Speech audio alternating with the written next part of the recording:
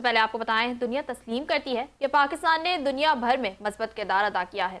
पाकिस्तान का पूरी सूरत हाल में कलीदी किरदार सामने आ रहा है। पाकिस्तान की सफारती कोशिशों को पूरी दुनिया सराहती है। वजीर इत्तलात अता तारर ने इस्लामाबाद में न्यूज़ कॉन्फ्रेंस करते हुए कहा कि फील्ड मार्शल आसिम मुनी ने बैनुल-अक़वामी सतह पर पाकिस्तान का लोहा मनवाया है। सफारती कोशिशों को लेकर भारत में शदीद तज़ब्ज़ुब पाया जाता है। आपको बताते चलें कि दुनिया तस्लीम करती है कि पाकिस्तान ने दुनिया भर में मस्बत किरदार अदा किया है। पाकिस्तान का पूरी सूरत हाल में कलीदी किरदार सामने आ रहा है। पाकिस्तान की सफारती कोशिशों को पूरी दुनिया सराहती है। वजीर इत्तलात अता तारर ने इस्लामाबाद में न्यूज़ कॉन्फ्रेंस करते हुए कहा कि फील्ड मार्शल आसिम मुनी ने बैनुल-अक़वामी सतह पर पाकिस्तान का लोहा मनवाया है। हमारे साथ लाइन पे इस वक्त मौजूद है सीनियर एंकर पर्सन आफ्ताब बुखैरी। मजीद उनसे बात करते हैं। सर, आपके टाइम का बहुत शुक्रिया। क्या कहेंगे इस पे आप?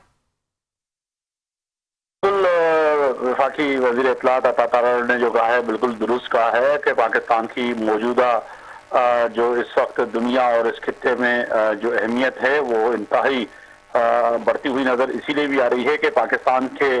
अस्करी और जो है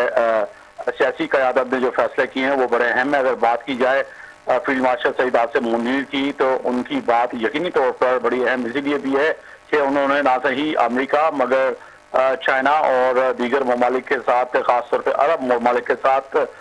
जो ताल्लुकात हैं और जिस तरह से उन्होंने तमाम ममालिक के साथ जो आगाज किया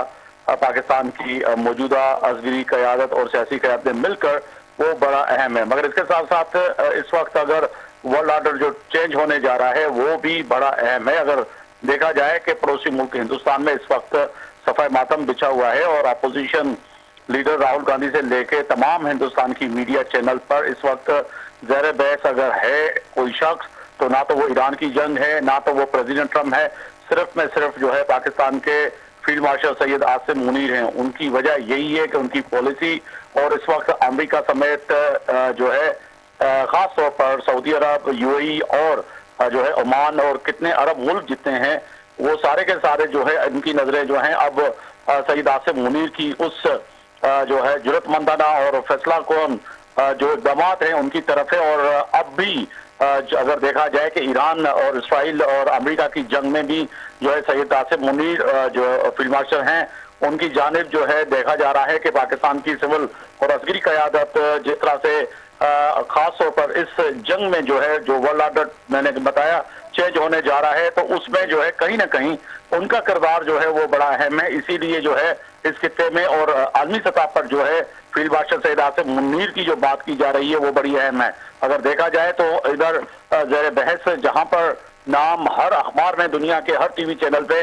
फील्ड मार्शल सैयद आसिम मुनीर का है, वहीं पर अगर बात की जाए तो नरेंद्र मोदी के ऊपर जो है तनकीद हो रही है कि क्यों भारत इस खित्ते में जो कि न्यूक्लियर पावर और विश्व गुरु बनने का जो दावा कर रहा था वो दावा अधूरा का अधूरा क्यों रह गया। क्योंकि एक तरफ विश्व गुरु का यानी कि आलमी ताकत के दावेदार जो बीजेपी की और नरेंद्र मोदी की हुकूमत है कि वो आकर उस तरह से काम क्यों नहीं कर पाई जिस तरह से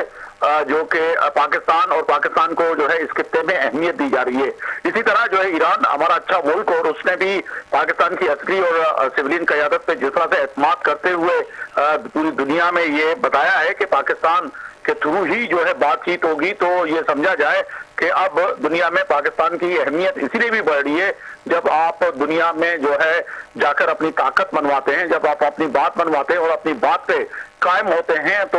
उससे समझा जाए तो इस वक्त चाहे पेंटागन हो, चाहे व्हाइट हाउस हो, चाहे तेहरान हो, बीजिंग हो या फिर रूस हो या फिर जो और ममालिक हैं, कहीं ना कहीं इस वक्त पाकिस्तान पे एतमाद करते हैं। तो मैं समझता हूँ ये बहुत अहम बात की है वफाकी वज़ीर इत्तलात अता तारर साहब ने।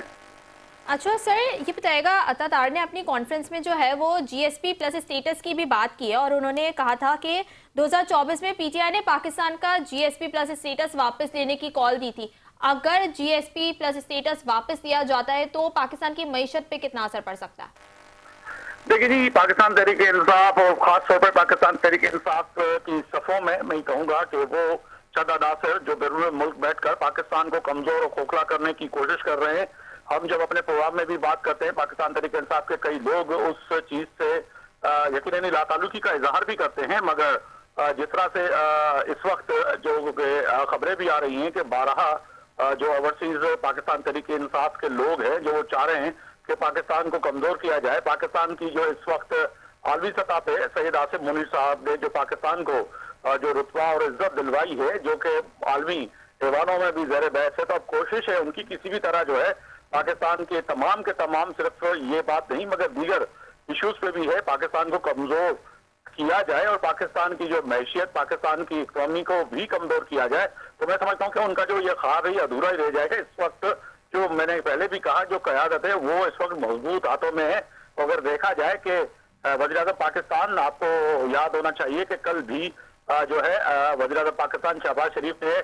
जो है पाकिस्तान पीपल्स पार्टी, जो कि बड़ी अहम और वो पाकिस्तान की बड़ी पार्टी है, और जो है पाकिस्तान पीपल्स पार्टी के चेयरमैन बिलावल भुट्टो से भी मुलाकात की और हालिया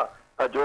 कशीदगी है खासतौर पर ईरान और अमेरिका और इसराइल की, और उस पर जो है सफारती लेवल पे जो वज़ीर-ए-आज़म की बात हुई है उस पर भी जो है बिलावल भुट्टो समेत जो है कई रहनुमाओं से उनकी मुलाकातें और उनको एतमाद में लेना। तो कहीं ना कहीं इस वक्त पाकिस्तान जो है दुनिया में आगे बढ़ रहा है। तो जो है बुग़्ज़ माविया में जो है अगरचे कोशिश कर रही है पाकिस्तान तरीके इंसाफ के कहीं ना कहीं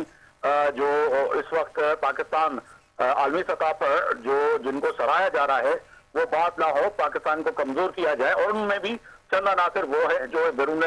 मुल्क में बैठ के और आलमी कुव्वतों को हाथों बिके हुए हैं